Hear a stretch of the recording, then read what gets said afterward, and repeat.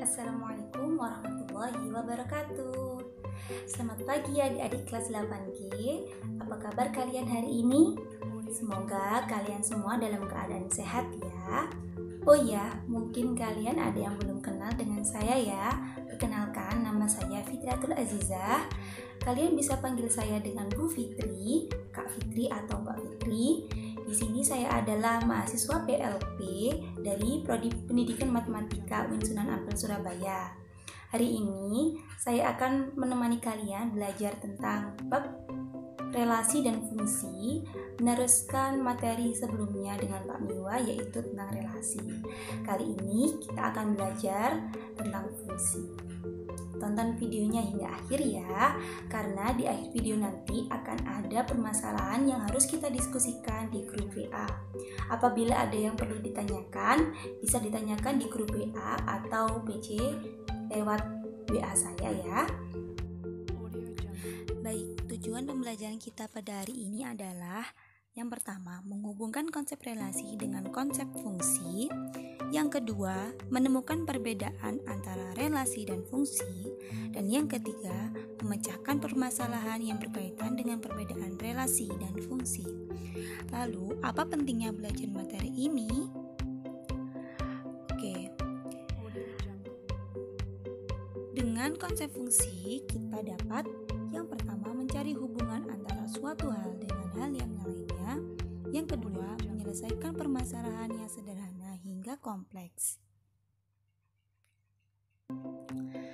Apakah kalian masih ingat dengan relasi yang dibahas pada pertemuan sebelumnya?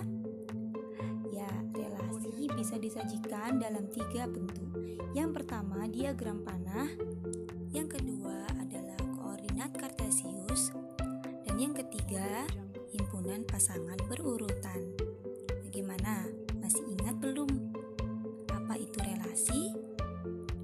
Kali ini, Ibu akan mengingatkan kembali apa itu pengertian dari relasi.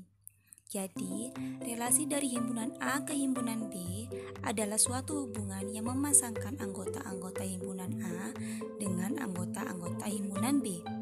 Di sini Ibu punya contoh.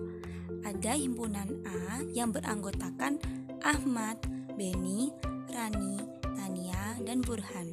Sedangkan himpunan B yaitu anggotanya melukis, menyanyi, dan bersepeda.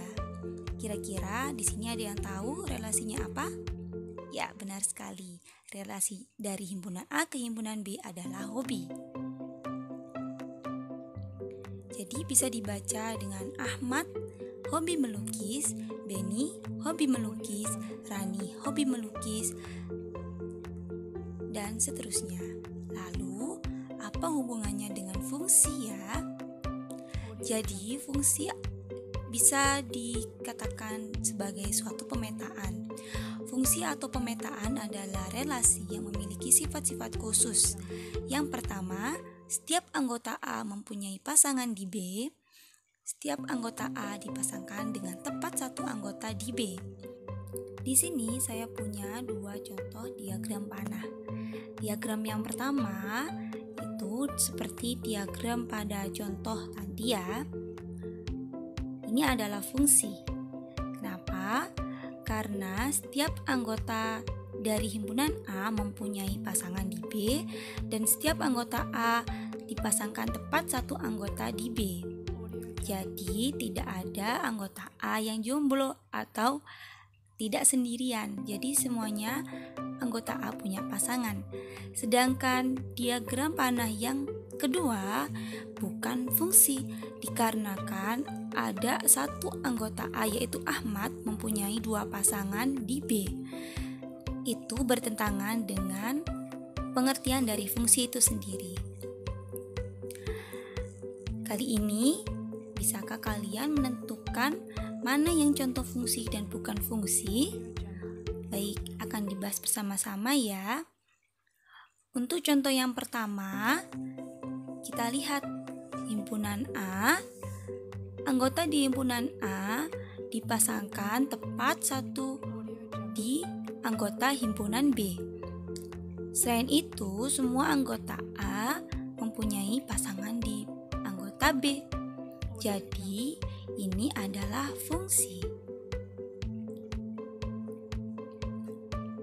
Baik, untuk diagram yang kedua, di sini bisa kita lihat anggota dari A yaitu 2 dan 3 mempunyai pasangan di himpunan anggota B yaitu 9. Sedangkan anggota himpunan A yaitu 5 tidak memiliki pasangan. Berarti diagram panah ini menunjukkan bahwa bukan fungsi.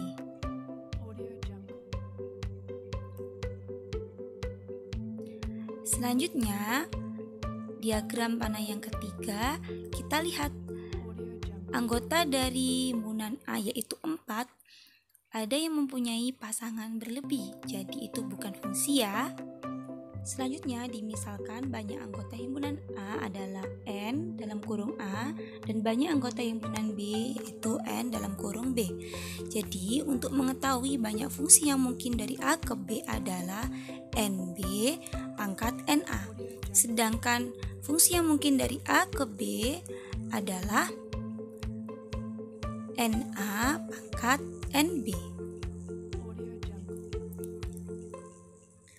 Selanjutnya, fungsi korespondensi 1-1. Apa itu ya fungsi korespondensi 1-1? Jadi, fungsi korespondensi 1 adalah fungsi yang memiliki sifat-sifat khusus sebagai berikut. Yang pertama, setiap anggota A mempunyai tepat satu pasangan di B, dan yang kedua, setiap anggota B mempunyai tepat satu pasangan di A. Jadi, setiap anggota punya pasangan masing-masing satu. Artinya tidak boleh jomblo dan tidak boleh selingkuh ya. Jadi dari diagram panah ini bisa kita lihat bahwa banyaknya anggota di A sama dengan banyaknya anggota di B. Baik, selanjutnya notasi fungsi. Fungsi dinotasikan dengan huruf kecil seperti F kecil, G kecil, atau H kecil. Fungsi F yang memetakan himpunan A ke himpunan B dinotasikan dengan F.2A ke B. Selanjutnya, notasi fungsi yang lain. Fungsi F yang memetakan X anggota himpunan dari A ke Y anggota himpunan dari B dinotasikan sebagai Fx tanda panah Y. Dibaca F memetakan X ke Y. Lalu Fx dalam tanda panah Fx dibaca F memetakan X ke Fx. Dan selanjutnya Fx tanda panah Y sama dengan Fx dibaca F memetakan X ke Y sama dengan Fx. Sampai di sini, apakah sudah paham semuanya? Ibu harap semuanya paham ya. Kali ini kita akan mengenal tentang daerah asal, daerah kawan, dan daerah hasil fungsi. Dari contoh fungsi yang sudah Ibu berikan tadi, untuk himpunan A di sebelah kiri itu adalah daerah asal atau bisa dikatakan dengan domain, ditulis dengan D, F kecil. Lalu untuk himpunan B ini adalah daerah kawan atau biasa disebut kodomain, bisa dituliskan dengan KF. Sedangkan yang dilingkari warna hijau itu adalah daerah hasil, bisa disebut dengan range, bisa ditulis dengan RF, yang anggotanya yaitu A, C, dan E. Selanjutnya di sini saya mempunyai 3 pernyataan. Yang pertama, relasi antara nama siswa dengan nomor induk siswa.